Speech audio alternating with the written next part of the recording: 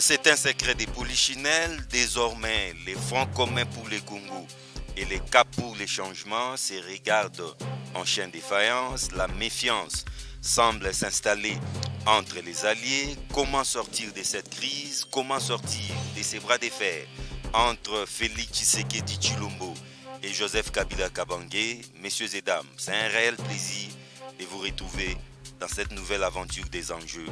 Bienvenue.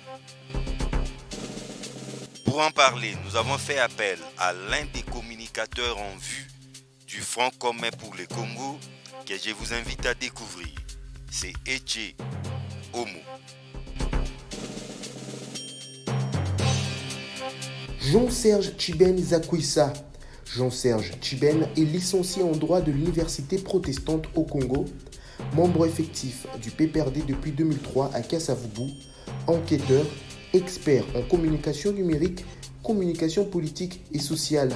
Jean-Serge Tchiben est secrétaire exécutif communal à PPRD Bandalungwa et communicateur du parti et du Front commun pour le Congo.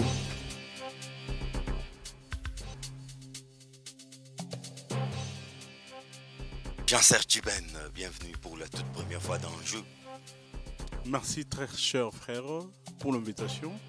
Nous sommes plus que disponibles à revenir sur ce On ne plateau. fera pas l'émission des on s'installe tranquillement. Merci. Mais ces derniers temps, vous êtes parmi les communicateurs du Front commun, du PPRD, qui est plus au front. Comment expliquer ça? Vous ne craignez pas les risques que vous prenez? Surtout en cette période difficile. Merci Les très cher tensions. frère. C'est une fierté, c'est une reconnaissance. Je suis très ému, mais cela est dû par rapport à notre travail. C'est un travail de longue haleine, de formation, de patience, mais surtout un travail structuré au niveau du parti et au niveau des organes compétents concernant la communication. Et aujourd'hui, ce travail paye. Nous sommes au front pour défendre le Congo. Nous sommes au front pour défendre les valeurs démocratiques, mais aussi, à travers notre parti qui est le PPRD, nous sommes au front pour les intérêts de la République et surtout pour les idéaux du PPRD et du FCC. Alors, nous n'allons pas revenir sur les différentes tensions, les différentes crises entre les coalisés, dont la dernière crise en date est celle liée à la prestation, à la nomination d'abord et à la prestation des serments de 3 juges à la Cour constitutionnelle. Du coup, le chef de l'État va organiser de consultations pour sortir de la crise. La réponse du FCC ne se fait pas attendre. Elle est venue du Safari Beach. Alors, qu'est-ce qu'on peut retenir comme résolution de cette retraite du Front commun pour le Congo? Parce qu'il faut déjà le dire, beaucoup pensent déjà que le FCC est aux abois. Merci pour la question, mais je dirais déjà d'entrée de jeu non. Le FCC n'est pas aux abois. Le FCC est une structure politique, une plateforme politique qui travaille sur base de textes et de principes. Alors, face aux enjeux de l'heure, face à l'actualité politique de l'heure, il est normal qu'une structure politique, un parti politique s'organise. Mais on s'organise comment? Pas sous le bois. Il faut créer des cadres de travail. Dans le FCC et même dans nos partis du FCC, nous respectons des instances de décision. Par exemple, chez moi, au PPRD, nous avons le congrès, nous avons le bureau politique, nous avons les comités exécutifs nationaux, nous avons les conseils nationaux. Les décisions du parti qui nous imposent ou qui imposent, qui touchent à la sensibilité de tout militant, sortent de ces instances-là. Au niveau du FCC, les décisions doivent être prises dans une situation de regroupement politique. Parce que ce sont ces regroupements politiques qui constituent le FCC. Les coordonnateurs du FCC, l'autorité morale du FCC ne peuvent pas rester chez eux, prendre des décisions qui vont s'imposer à tout le président des regroupements politiques, ça sera de l'anarchie. Voilà pourquoi, sous l'impulsion de l'autorité morale, le coordonnateur du FCC a invité le président de regroupement politique qui compose le FCC à Safari Beach. Ajouter à ces nombres quelques personnalités politiques du FCC et un cadre restreint, un nombre restreint de communicateurs. On a constaté plusieurs absents, hein, plusieurs têtes couronnées du FCC ont brillé par leur absence. Ça aussi, il faut l'avouer. Ne vous en faites pas.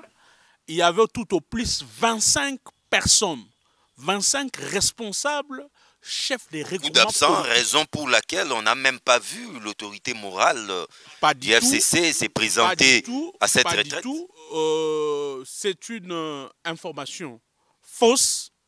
Je sais qu'il y a un journaliste, l'un de vos collègues, qui a publié cette information fausse et il s'est ressaisi après. Je le cite, Edmond Inzouba, parce que, ne connaissant pas le contexte de cette réunion-là, il a donné une fausse information qui a distrait la population. Je vous ai dit que cette réunion a tourné autour de 25 présidents ou responsables de regroupements politiques. On a invité, parce que c'était sur invitation, quelques personnalités politiques du FCC concernées, mais aussi quelques communicateurs du FCC. Nous étions de la délégation, nous avons reçu notre invitation. C'était un cadre de travail restreint à un nombre de personnes bien identifiées. Alors ça, c'est la forme. Hein. Allons vite au fond. Maintenant, les gens voulaient avoir de ce qui s'est passé, les informations concernant notre retraite. Notre retraite était une retraite politique d'évaluation par rapport au fonctionnement du FCC. Nous avons profité de ces cadres aussi pour réfléchir sur l'avenir du FCC, sa structuration, mais aussi répondre, par exemple, aux questions de l'heure. Et nous avons sorti de cette retraite des résolutions. On ne va pas les citer tous ici, compte tenu du temps, mais les résolutions les plus importantes...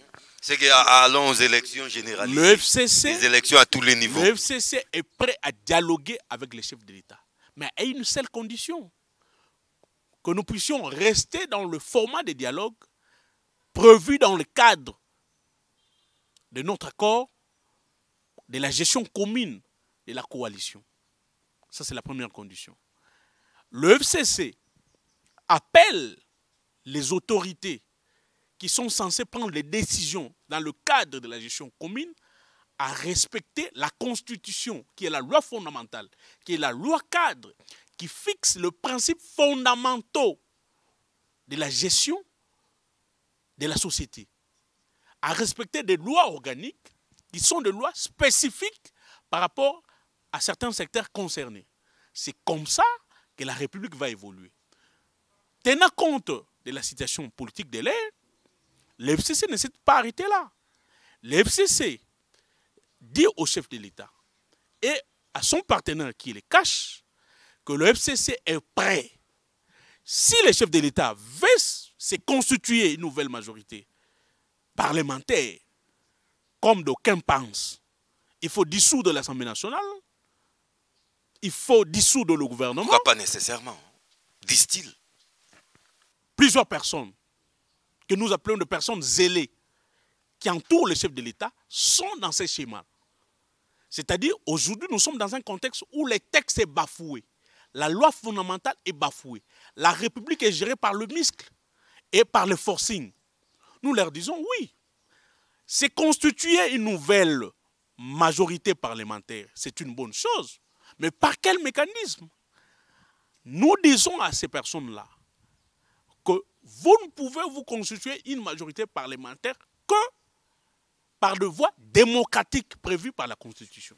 Notamment. Parce que la crise dont on parle de la Constitution ici n'est pas une crise de saut d'humeur entre le chef de l'État et le Premier ministre ou entre le Premier ministre et la présidente de l'Assemblée nationale. Entre Félix Tshisekedi et Joseph Kabila. Il s'agit d'une crise prévue par la loi entre le Premier ministre, qui est le patron de l'exécutif, et la présidente de l'Assemblée nationale. Parce que ces derniers est l'émanation même. Vous ramenez ça à des individus. C'est maintenant entre les premiers ministres et la présidente. Non, vous avez parlé de la présidente de l'Assemblée. Excusez-moi, je suis allé vite en besogne. Ok, merci beaucoup. Entre le Premier ministre et l'Assemblée nationale. À ce que je sache jusqu'aujourd'hui, il n'y a pas une crise. Il n'y a pas une loi ou un projet de loi proposé par le gouvernement qui a été stoppé au niveau de l'Assemblée nationale. À ce que je sache jusqu'aujourd'hui. Ils ont cherché tout le contour juridique pour avoir une crise artificielle. Enfin, d'amener la population dans ce schéma-là, ils ne l'ont pas trouvé. Alors, ils ont pris un autre schéma, le schéma du forcing. Il faut violer les textes de loi. Toujours par rapport à la crise, sur pied de l'article 69 de la Constitution, le chef de l'État qui est le garant de la nation et qui par son arbitrage assure le bon fonctionnement des institutions, à ce titre-là, le président de la République qui estime la crise peut dissoudre l'Assemblée nationale parce que, estimant qu'il l'a fait dans le cadre de la régulation du bon fonctionnement des institutions. Déjà, cette thèse aussi est en train d'évoluer, surtout beaucoup plus par nos amis des caches. La thèse ne tient pas debout. Parce que pour soutenir... En tout cas, c'est pièce contre pièce. Hein. C'est ce que je dis. Ça, c'est l'article 69. Pour soutenir une telle thèse, il faut d'abord circonscrire le rouage de la crise. Non, mais qui estime la crise? Vous pouvez le constater. Qui apprécie la crise? C'est ce que je dis. Oui. C'est lui qui apprécie la crise, c'est qui? C'est le chef de l'État. C'est le chef de l'État. Est-ce qu'il y a crise? Au regard de texte, au regard de la Constitution. Vous êtes juriste, au-delà d'être journaliste. Le droit, c'est votre domaine de prédilection. Est-ce que vous, en tant que juriste de formation, aujourd'hui, quand vous prenez la Constitution, la crise dont on parle de la Constitution, est-ce que c'est cette crise dont on parle aujourd'hui dans le milieu du cash? Non. Mais maintenant, le FCC dit ceci. Si vous constatez qu'il y a une crise, comme les gens pensent, c'est lui qui a accordé au FCC la majorité parlementaire, c'est les souverains primaires.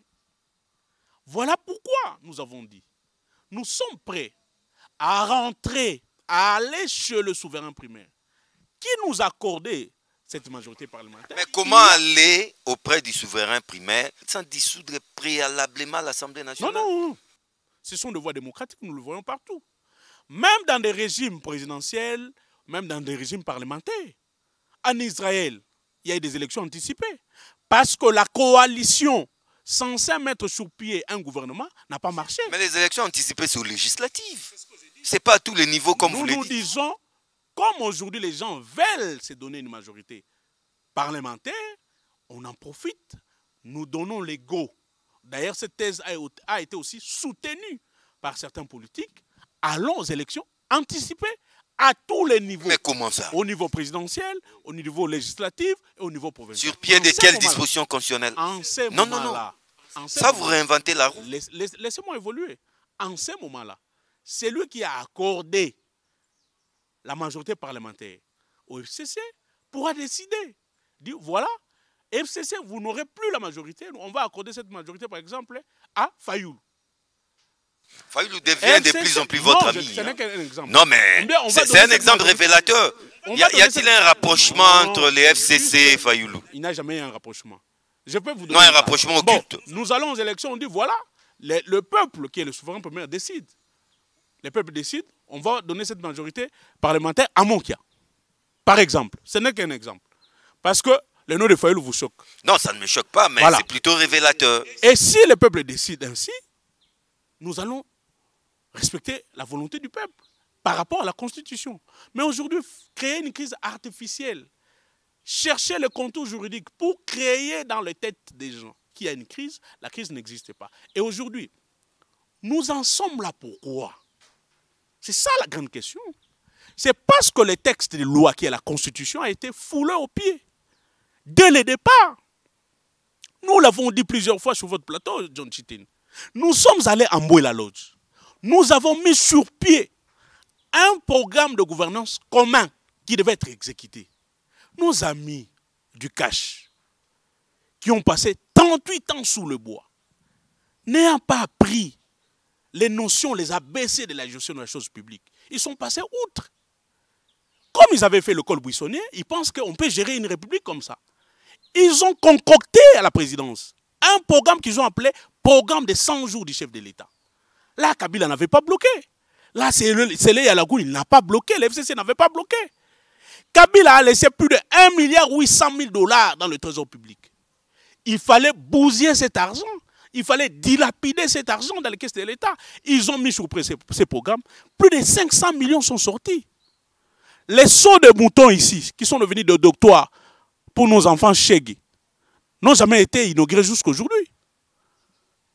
Les maisons préfabriquées construites ici à Mongalema, sans tenir compte des études du sol.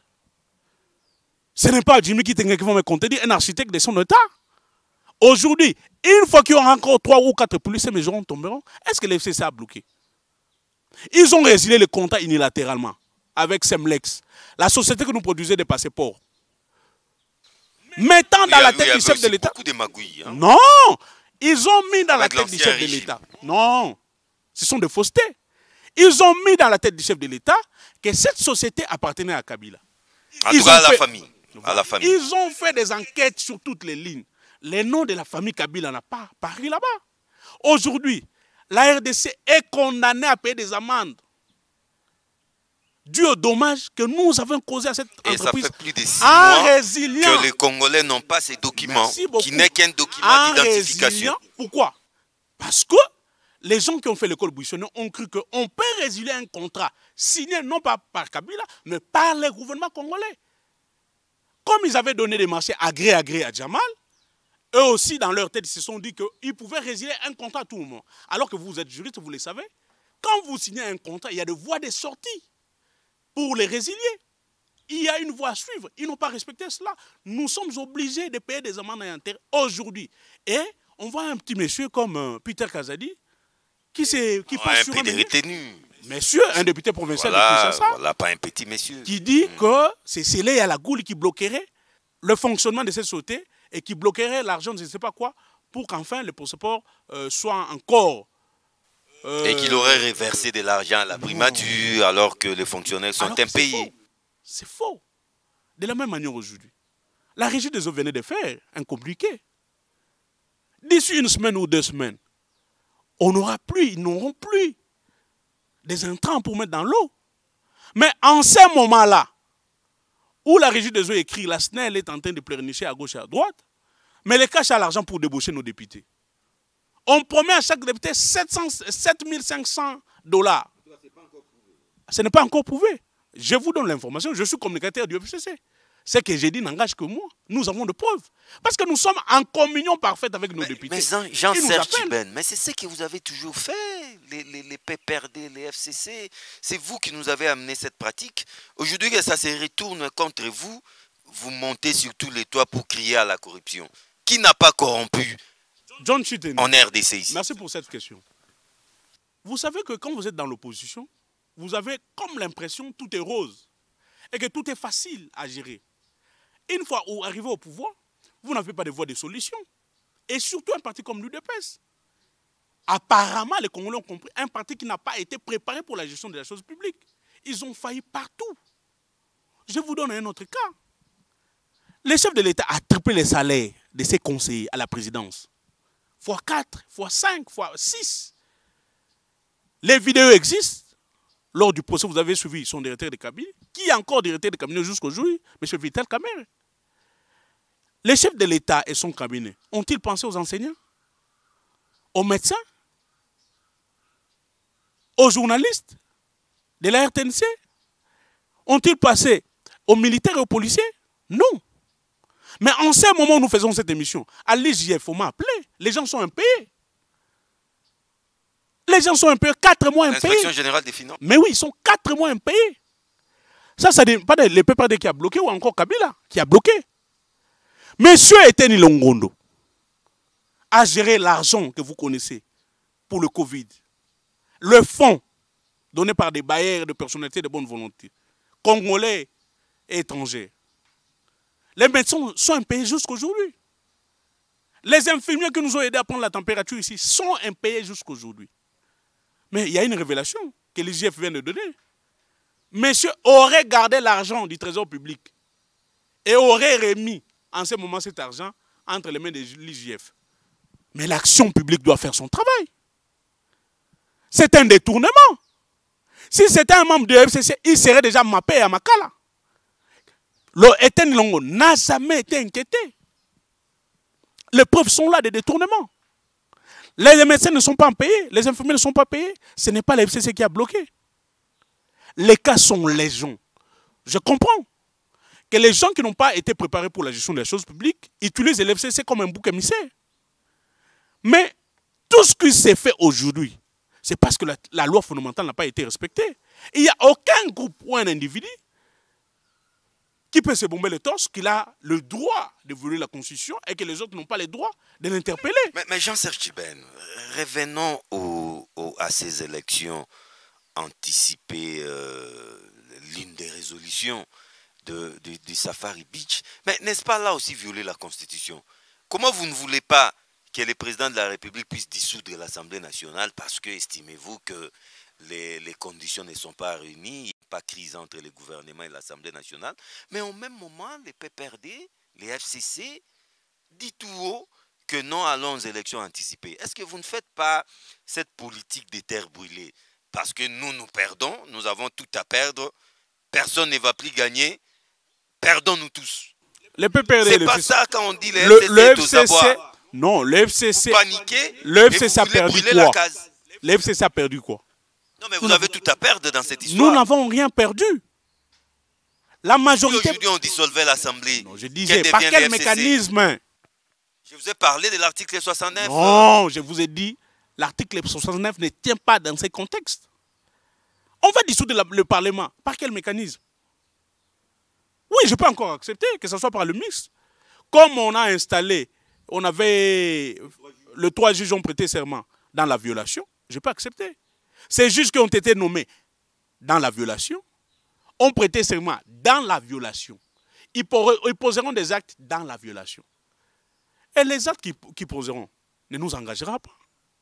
On n'engagera pas les gens du FCC. Jean-Serge. Et maintenant, oui. Est-ce que vous avez l'information que les huissiers et intendants du palais du peuple ont été menottés par le forcing pour enfin que ces juges prêtent serment? Tout ça, c'est du déjà entendu. Du déjà entendu, moi, je voulais qu'on se projette dans c'est le l'avenir. socle du problème. Maintenant, le problème, c'est quoi? Nous évoluons. Le pays est bloqué.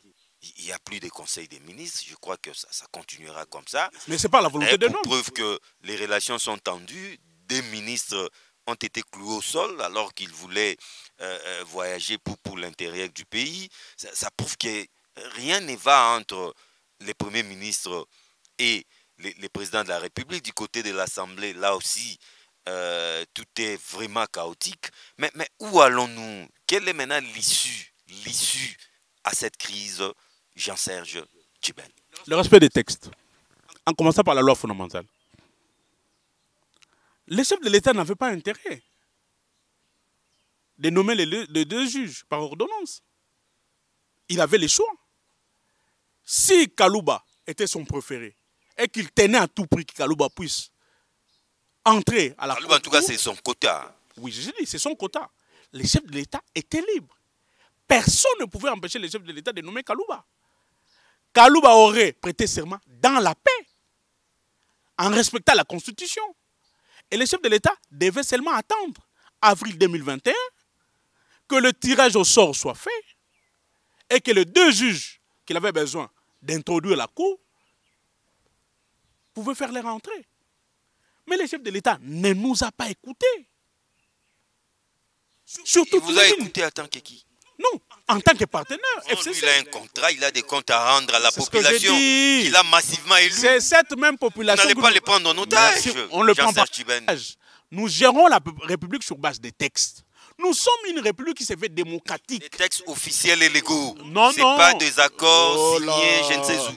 John Chitine, apparemment, on vous amène sur un schéma de la dictature totalitaire où le chef de l'État est un roi. Il peut décider au Parlement, il décide au Sénat, il décide dans l'exécutif et tout. Nous ne sommes pas dans ces schémas-là. Ici, l'équilibre institutionnel doit être respecté. Le chef de l'État n'a pas le plein pouvoir. Il y a un domaine de collaboration entre le président de la République et le Premier ministre. Il y a un domaine de collaboration entre le Premier ministre et son gouvernement et le Parlement. Si cet équilibre n'est pas respecté, soyez-en sûrs, la roue qui tourne sur le plan juridique, ces engrenages ne vont pas fonctionner. Ici, je vous donne un texte. J'ai un document. Ici, j'ai le texte, John Chitene. C'est une correspondance officielle du cabinet du chef de l'État, autorisant les ministres à se déplacer. D'ailleurs, c'est sur instruction du chef de l'État qu'on demande aux ministres d'aller à la 4e édition de la conférence minière de la République démocratique du Congo. L'incident du mardi dernier à vous avez le document international d'Indjili. Mais nous sommes dans une république bananière où les gens ont passé 38 ans sous le bois sans apprendre les ABC de la gestion des choses publiques. C'est un document authentique, vous êtes journaliste, vous pouvez aller vérifier.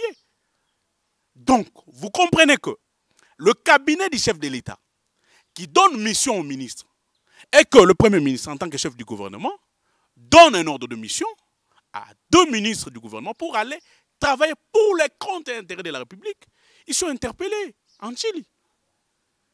Ce sont les pratiques que nous avons dénoncées sous la barbarie de Mobutu. La République est par terre. Et on nous amène une chanson de l'état des droits. Non, monsieur. Ça, c'est une aventure de mauvais goût. Messieurs les caméras, vous pouvez filmer. C'est un document authentique. Qui t'ont pris? J'ai même suivi certains journalistes, certains politiques, dire non, le chef de l'État n'était pas informé. Le chef de l'État était bel et bien informé. C'est sur son instruction que les 2 ministres devaient se déplacer. Mais maintenant, nous allons où? Vous voulez créer des crises pour justifier l'échec de la gestion. Être en coalition ne constitue pas un blocage. C'est cette coalition qui nous permet de travailler pour l'intérêt de la République. Je vous ai donné des cas, je peux encore ajouter des cas. Quand le chef de l'État va initier la gratuité de l'enseignement, l'œuvre grandiose de Joseph Kabila, mais oui, parce que c'est celui-là qui nous a menés sur les rails démocratiques. C'est Joseph Kabila. La constitution du 18 février 2000, c'est l'œuvre de Joseph Kabila. Et quand nous étions sur le terrain, en train de vendre cette constitution, nos frères de l'Humité sous le bois étaient dans la rue en train de tuer les policiers. Ne connaissant pas les enjeux de la République et le contenu du texte, aujourd'hui, ils sont mal au point. Ils ne savent respecter aucun article de la Constitution. Et ils pensent qu'ils peuvent se réveiller un bon matin, nous donner des jurisprudences qui ne tiennent pas debout. Par exemple, à la Cour constitutionnelle, il y a un juriste qui passe à la télévision pour nous dire, voilà, vous nous parlez de la Cour, on a aussi une jurisprudence, par exemple, de le professeur Vundouaou ou de professeur Louzolo. Voilà. Mais j'ai dit faux. John, vous êtes juriste, je vous prends au mot. Louzolo est nommé juge. Mais Louzolo n'a jamais prêté serment à la Cour constitutionnelle. Le professeur Vundouaou. Vundouaou, son déplacement a été motivé. Vous le savez comme moi, Vundouaou est un juriste spécialisé dans des questions administratives. Il enseigne même les droits administratifs. Il enseigne les droits administratifs. Donc, les conseils d'État étaient son lieu de prédilection en tant qu'un enseignant, en tant qu'un spécialiste du droit. Non, mais qu'est-ce que vous avez fait de l'inamovibilité du juge de la Cour constitutionnelle? La loi dit ceci, l'inamovibilité, le juge a un mandat de 9 ans. De 9 ans. Le renouvellement s'est fait après 3 ans. Au tirage au sort. Au tirage au sort. Mais ce juge, avant de le déplacer, vous devez avoir son consentement. Et c'est ce qui a été fait. Vundouaou a été déplacé au Conseil d'État sur sa propre demande. Et la demande existe. C'est Vundouaou qui a demandé au chef de l'État, à l'époque Joseph Kabila, qu'il aille au Conseil d'État comme président de cette chambre. Et Joseph Kabila a acté et le déplacement était motivé. Mais ici, on a le cas de 2 juges. Kilombo et Ouboulou. La motivation n'a jamais été là pour le déplacement.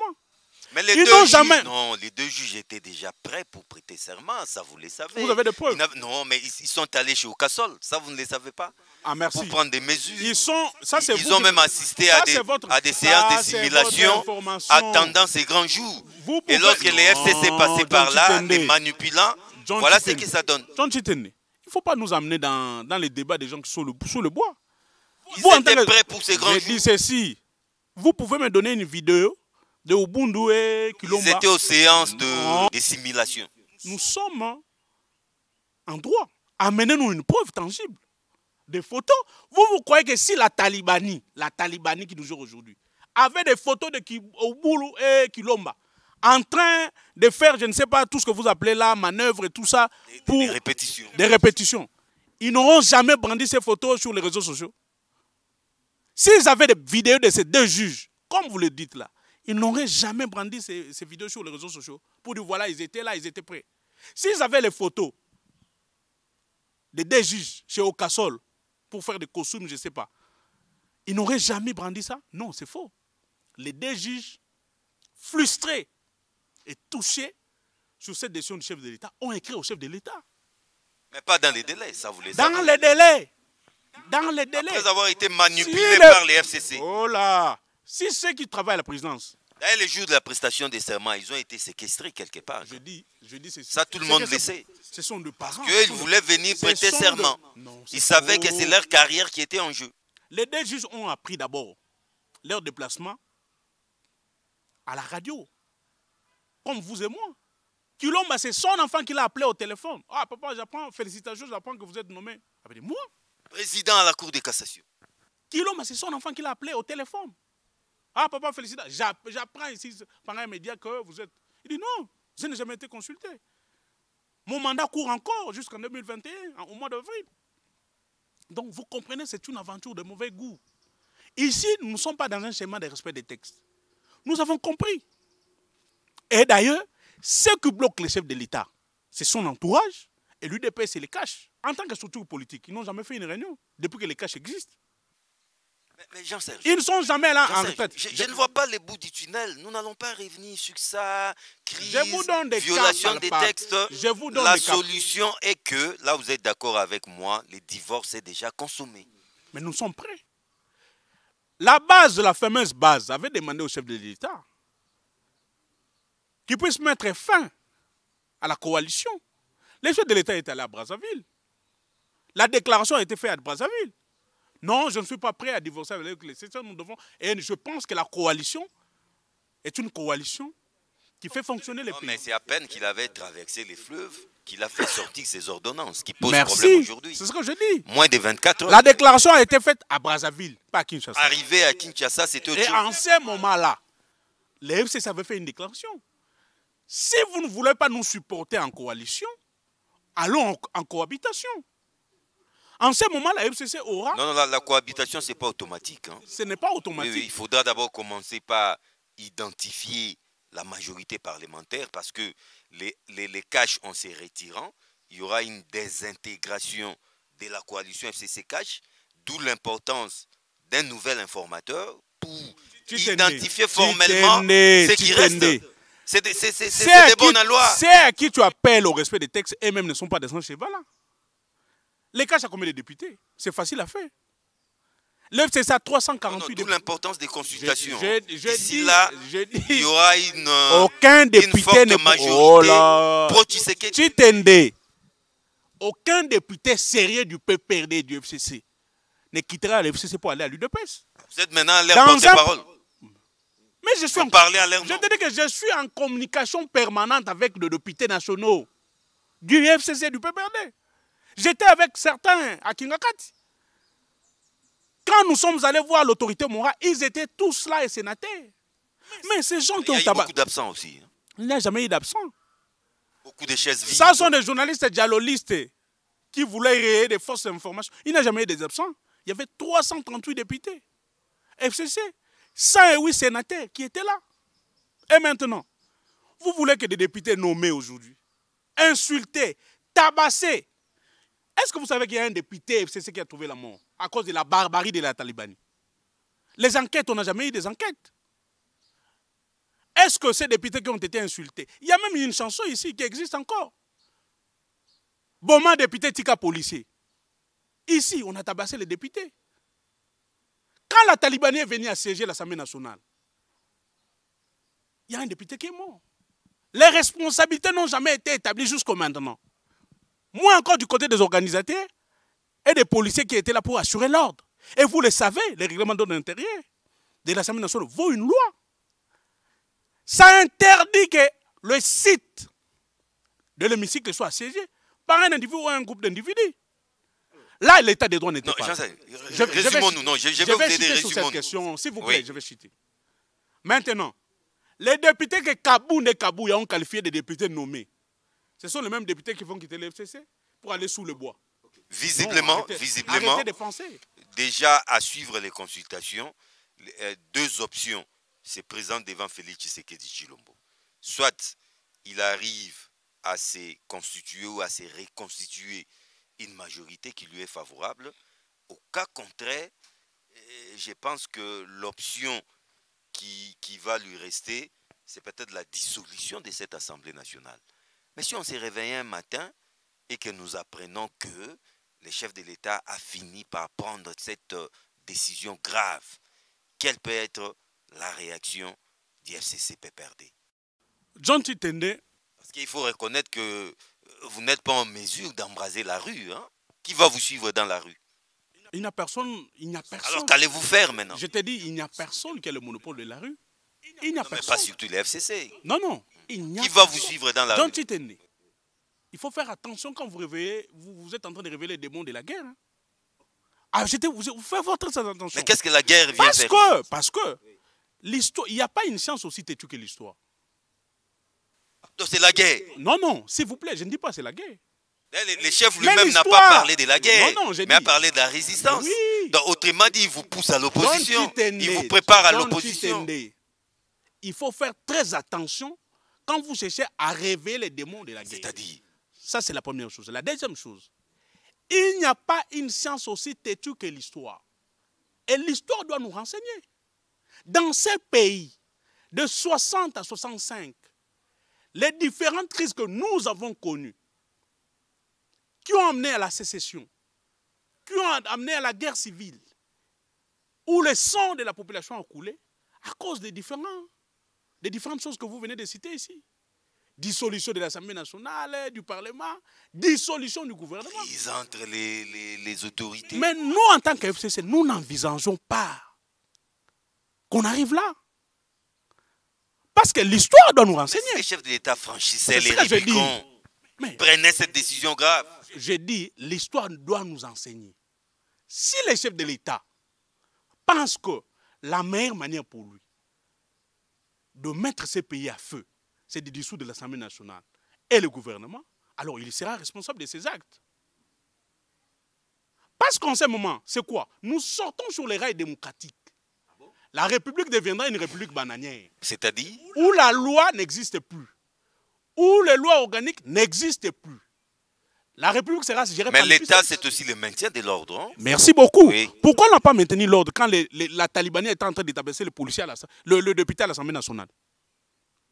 Pourquoi on n'a pas maintenu l'ordre quand l'UDPS, violant la décision du chef de l'État d'urgence, a organisé une marche, de limiter jusqu'au venir assiéger l'Assemblée nationale? Là, il n'y avait pas maintien de l'ordre. Pourquoi les policiers n'ont pas intervenu quand on a tabassé ce député qui a trouvé la mort du FCC devant les policiers? Vous brandissez la menace de l'anarchie. Mais les actes sont là. Les actes de velléité dictatoriale sont là. Et les actes sont légion. Vous, en tant que journaliste, vous le connaissez. Et nous disons au chef de l'État que des gens comme de Basil Olongo, de Franck Diongo, de Patrick Mouyaya, tous ces vagabonds politiques de souche que nous appelons personnes zélées, doivent faire très attention quand ils poussent les chefs de l'État à commettre des actes. Ils sont congolais Je comme dis, non, laissez-moi terminer. De leur liberté Ils doivent d'opinion, faire très de leur attention. liberté d'expression. Ils doivent faire très attention quand ils poussent les chefs de l'État à prendre des actes qu'on peut considérer des fâcheux. Et le chaos sera là. Nous ne souhaitons pas le chaos, mais si le chef de l'État pense qu'il a un pouvoir totalitaire et que nous sommes dans une monarchie ou dans un royaume où le roi a la possibilité mais Jean-Serge Tchibane, de tout faire, visiblement, vous menacez les chefs de l'État. nous ne les menaçons pas. Nous ne les menaçons pas. Le FCC a été clair. Nous avons demandé au chef de l'État d'en rentrer. Nous avons demandé au chef de l'État de dialoguer dans le format. Non, ça c'est une des page concertations tournée. que nous avons prévues dans le cadre du mécanisme. Ça, c'est une page tournée, ça. Une page tournée pour vous. Une page tournée pour vous. Lié la coalition. Mais je vous dis, vous dites une page tournée. Les émissaires du chef de l'État sont allés au Rwanda. En Égypte, ils sont partis faire quoi là-bas? C'était une contre-offensive des émissaires qui ont été envoyés par Joseph Kabila. Et quel est l'accueil qui a été réservé à ces émissaires? Vous avez appris ce qui s'est passé au Rwanda? Kagame ne voulait pas les recevoir. Ils ont été chassés comme de petits messieurs. Ce n'est qu'après qu'ils ont été reçus. L'essentiel est qu'ils soient reçus. Merci. Mais en quelle position? En position de force ou en position de faiblesse? On les a tirés les oreilles. En Égypte, on les a tirés les oreilles chez notre frère là. La solution, d'après les FCC, en Chine, non. D'après vous, d'après les FCC, on aurait appris que Kango n'a jamais été reçu. On schématise. On a compris, la solution doit passer nécessairement par Joseph Kabila. Non, pas par Joseph Kabila. C'est ça. Par l'accord. Mais quand on parle de l'accord qu'on n'a jamais vu, un accord occulte signé je ne sais où. Par l'accord. C'est maintenant cet accord qui gère les pays. Oh là. C'est ça. Cet accord a supplanté la Constitution. La République se gère sur base des textes. Et ces textes-là ont permis que nous puissions avoir des députés qui sont les représentants du peuple. Et ces textes-là ont permis que les chefs de l'État puissent avoir la majorité d'être élus président et que nous, FCC, nous puissions avoir la majorité d'avoir cette possibilité de gérer les institutions et les parlements. Jean-Serge, ça, c'est la population. J'ai pas vu, non, je vais vous aider. J'ai pas vu nos 3 quarts d'heure passer. C'est allé tellement vite. Nous chutons déjà. Donc là, c'est votre conclusion quasiment. Mais j'aimerais quand même qu'on ait une vision claire de l'avenir. Parce que les Quinois les résument bien. On a l'impression que Maï et Sopani, entre les FCC cash, Soma et Sopani. Mais que faire maintenant, Jean-Serge Tchibane? Parce que le pays va mal. Dans vos guéguerres là, votre bras de fer, FCC cash, la majorité silencieuse vous observe et elle vous attend en tournant. Votre conclusion? John Chitene, sous d'autres cieux, la date de la promulgation de la Constitution est une date sacrée, sous d'autres cieux. Et cette date-là, ou cette journée-là, sous d'autres cieux, est un jour férié. Dans certains pays du monde, à la place de la date de l'indépendance, ils fêtent le jour de la promulgation de la Constitution. Pourquoi? Parce qu'on accorde à la Constitution une importance capitale. La Constitution est la fondation d'une nation. C'est cette loi qui nous permet de prévoir, de gérer, mais aussi d'avoir des orientations précises dans certains domaines spécifiques de la République. Ne respectant pas la Constitution, nous allons tout droit au chaos. Mais nous ne souhaitons pas le chaos. Tout ce que nous disons à nos partenaires, à nos frères du cash, c'est de rentrer sur le rail démocratique. C'est de respecter les textes. Le premier texte, la Constitution. Et d'autres lois spécifiques qui gèrent les établissements publics et entreprises publiques, qui gèrent la justice civile et militaire, qui gèrent certains domaines que je citais ici. Si ces lois sont respectées, si la Constitution qui est la loi mère est respectée, le Congo avancera. Créer une crise artificielle pour avoir une marge de manœuvre, afin de violer la Constitution dans une constance permanente, ne nous amènera nulle part. Et nous, en tant que FCC, nous disons ceci, personne n'a le monopole de la rue. Et personne n'a une couverture de protection pour violer la Constitution. Et que les autres devaient croiser les bras, regarder un groupe d'individus en train de fouler aux pieds cette loi suprême. John Chitende, est-ce que vous savez, il y a des députés nationaux, provinciaux du FCC qui sont morts. Il y a certains leaders, des jeunes kabylistes qui sont morts pour faire la vulgarisation de ces textes. Aujourd'hui, on ne pense pas à tous ces martyrs-là. Cette constitution, appelée constitution taillée à la mesure de Joseph Kabila. Aujourd'hui, ça se retourne contre vous. Non. Parce que les gens sont ingrats. Parce que les gens ne pensent pas, ne pensaient pas un jour arriver au pouvoir et avoir la maîtrise de mettre en œuvre ces textes. Tout ce que nous disons aux Congolais qui aiment ces pays, que nous n'allons pas nous faire intimider, nous n'allons pas lâcher prise. Nous allons continuer à défendre les constitutions, cette constitution de la même manière. Quand cette constitution était au laboratoire, cette constitution a été portée par l'FCC et ses alliés de l'époque. Certains sont morts à cause de cette constitution. Et aujourd'hui, nous, en tant que jeunesse avant-gardiste, nous allons militer pour le respect de cette constitution jusqu'au sacrifice suprême. Jean-Serge Tchibène, l'un des communicateurs en vue du Front commun pour le Congo, merci beaucoup, merci d'avoir répondu favorablement à notre invitation. C'est moi qui vous remercie, John Chitende, c'est toujours un plaisir. Je ne pense pas que ce sera la dernière fois. Pas du tout, nous attendons la fin des consultations, oui, et voir ce que ça va donner, et on va certainement vous retrouver. Il ne faut rien attendre de ces consultations. Comme les Quinois disent, l'oisa, c'est du loisir. Merci beaucoup, Jean-Serge. On a consulté les Chegué, on a consulté Fiston Saï, on a consulté... Ils sont congolais. Ils sont congolais comme vous et moi. Oui, je ne refuse pas. Il ne faut pas les dénigrer. On a consulté Joël Cadet, Peter Tiani, Bossembe, les autres. Congolais. Tant mieux qu'ils puissent continuer dans cette logique-là. Ces fameuses consultations ne nous concernent pas. Nous devons revenir au texte, comme je l'ai dit. Merci beaucoup, Jean-Serge. C'est la Constitution et le salut du peuple. Merci beaucoup. Messieurs et dames, en tout cas, Jean-Serge Tchibène Zakwissa a été suffisamment clair dans ses réactions et le chef de l'État nous avait déjà prévenu qu'à l'issue de ces consultations, il reviendra vers nous dans une nouvelle adresse et que cette fois-ci, aucun cas de figure ne sera exclu. Nous avons vite compris que les FCC, dans sa réaction aussi, aucun cas de figure ne sera exclu. Nous restons attentifs en train de suivre ces consultations et nous allons vous retrouver très vite dans une nouvelle édition des enjeux avec les mêmes et réels plaisirs. Au revoir.